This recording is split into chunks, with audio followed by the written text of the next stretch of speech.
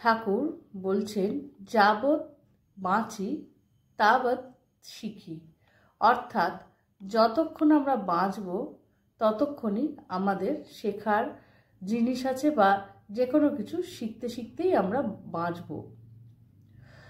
যতক্ষণ বাঁচব আমাদের জীবনে থাকবে ততক্ষণ নতুন নতুন জিনিস শেখা বা সেই শিক্ষণীয় বিষয়গুলোকে নিজেদের জীবনে ধারণ করা।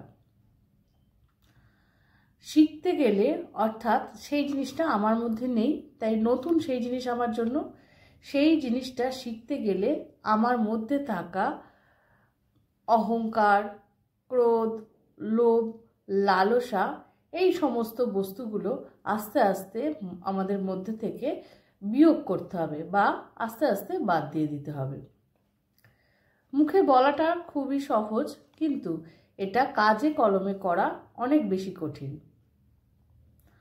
আমি ঠাকুরের কথা শুনে, মার কথা শুনে, স্বামীজির কথা শুনে বলছি, এটা অনেকেরই মনে হতে পারে, কিন্তু অভ্যেস একটা এমন জিনিস, বারে এই ভালো কথাগুলো যদি আমরা কাজে লাগিয়ে সামনের দিকে এগোতে পারি, তাহলে আমাদের মতো ভাগ্যবান আর কেউ নয়। নিজের মধ্যে থাকা সমস্ত নেগেটিভ জিনিসগুলো যদি আমরা বিয়োগ করে দিই, তাহলে আমরা নিজেদের ভেতরকে শূন্য বা ফাঁকা করে নিতে পারব। একটি উদাহরণ দিয়ে মহারাজ বলছেন, রথের দিন 2 ব্যাগ ঠেসে বাজার করে কোনো একজন বাড়ি ফিরছেন। সামনে দিয়ে রথ আসছে।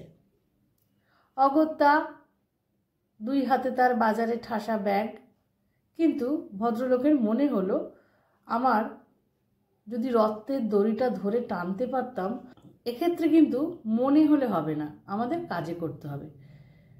সেহেতু তার হাতে যে ভারী ব্যাগ দুটো আছে, এখানে ব্যাগ অর্থাৎ আমাদের মধ্যে থাকা অহংকার, লোভ, লালসা, সেলফিশনেস সমস্ত কিছুকে বলছেন মহারাজ। সেগুলোকে ত্যাগ করে ব্যাগ দুটো রেখে দিয়ে আমরা সামনে যদি এগিয়ে গিয়ে রথের রশিটা ধরি এবং টানি, তাহলে আমরা মহাপ্রভু জগন্নাথ দেবের রথটাও টানতে পারছি। অর্থাৎ যে কোনো কিছু আমাদের মধ্যে আহরণ করতে গেলে নিজেদেরকে আগে শূন্য করতে হবে বা খালি করতে হবে, তবেই তো আমরা যা পাবো সামনে নতুন কিছু, সেটাই আমরা শিখে নেব, তাই নয় কি?